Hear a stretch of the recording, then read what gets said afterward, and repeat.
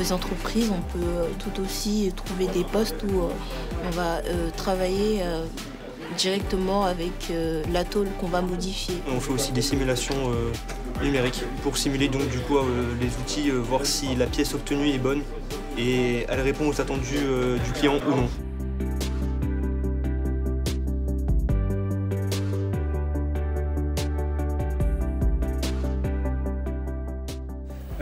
Je le mets dans la presse tel quel?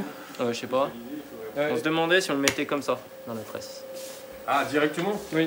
Ah, je sais pas. Eh bah oui, allez-y. Yes. Bon, vas-y, je te laisse le... Ouais. Le BTS CPDE forme des spécialistes capables de concevoir des processus de production de pièces par découpe et emboutissage. Ce BTS répond à la demande des branches professionnelles qui ont participé à sa définition. On apprend à nos étudiants finalement de la conception d'outils qui permettent de faire du découpage, pliage et emboutissage de pièces métalliques. Ça peut être des pièces de structure, mais également des pièces qu'on appelle les pièces de peau, les pièces de carrosserie. Ça peut être également des composants électroniques qu'on pourra utiliser dans l'automobile. Le travail qui nous a été demandé de réaliser a été de se pencher sur la rénovation de l'outil qui est censé fabriquer cette pièce, qui est une pièce de connectique en automobile. Tout ça, c'est un outil démonté par les 3 blocs principalement. Le système où on voit les poinçons, le dévitissage et guide-poinçon, et ainsi que les matrices et guide-bandes.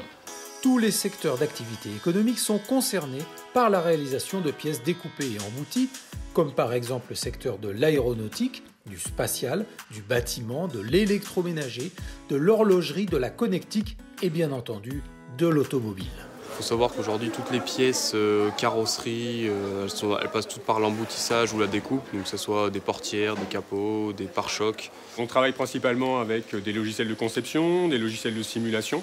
Pour faire des simulations par rapport à plusieurs pièces que le client nous donne, par exemple là, on a pris une carrosserie de voiture standard.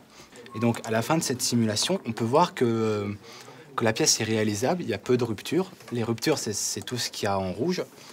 Là, on peut voir qu'il y a de l'amincissement, de l'épaississement, mais on voit aussi que cette pièce-là est réalisable sur notre outil de simulation et donc est réalisable par les entreprises. On apprend également ensuite à chiffrer un outil, on apprend à gérer la production en fait, de nos pièces en fonction de la gestion de production. Avec un bon dossier, une poursuite d'études est envisageable en licence professionnelle dans le secteur des matériaux, en école d'ingénieur par le biais des admissions parallèles ou en passant par une classe préparatoire.